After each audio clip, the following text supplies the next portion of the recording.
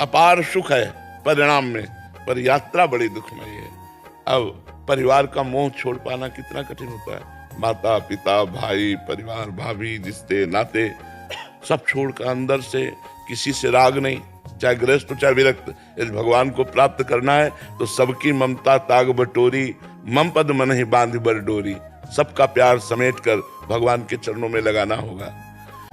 केवल भगवान की कृपा, इसलिए भगवान की शरण में हो जाओ और नाम जप करो तो उसी के बल से धीरे धीरे धीरे हमारे अंदर विवेक पैदा हो, ज्ञान पैदा हो कि इन असत भोगों में सुख नहीं है, तो हम वैराग्य धारण कर ले, नहीं तो बहुत कठिन है। और जब मन भगवान में जाने लगे तब बात बने। इसलिए हारना तो नहीं, बस अंदर से भगवान के शरण में होकर नाम जप करो, जितना बच सकते हो बचने का उपाय करो। हम लोग बचाते नहीं और आग में झोंक देते हैं अपने को।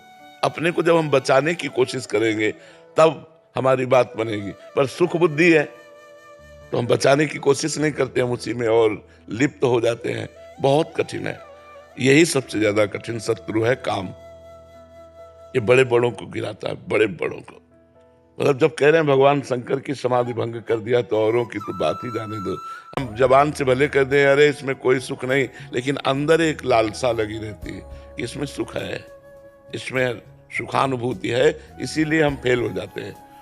भगवान ज्ञान दें तब बात समझ में आवे, इसलिए खूब नाम जप करो और सतोगुणी भोजन पाओ, सतोगुणी दृश्य देखो, सतोगुणी वातावरण में रहने की कोशिश करो तो कुछ बचाव हो सकता है। इनके लिए हमारी ताकत काम नहीं करेगी, भगवान की कृपा काम करेगी। हमारी ताकत बहुत छोटी है और ये बहुत बड़े बल से समन्वित है। जब कामदेव ने भगवान शंकर समाधि में बैठे थे और उनकी समाधि भंग करने का निश्चय किया और पंचबाण संधान करके प्रयोग किया तो भगवान शंकर की समाधि खुल गई। कलयुग का प्रभाव देखो, कहा कलयुग का प्रभाव देखो। अब जब ये चरित्र आ गए कि पति पत्नी में विश्वास नहीं है तो फिर मतलब कैसे गृहस्थी चलेगी। तो बड़ा समय धीरे धीरे कलयुग का प्रभाव तो बढ़े, पर कलयुग का एक बड़ा गुण है, जो दसियों हजार वर्ष तपस्या से फल प्राप्त होता था वो कुछ दिनों के नाम कीर्तन नाम जप से प्राप्त हो जाएगा।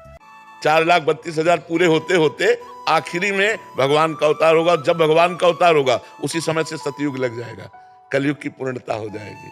पर कलयुग अभी बहुत बहुत बहुत दुख है कलयुग में, बहुत दुख कलयुग में। शरीर स्वस्थ नहीं।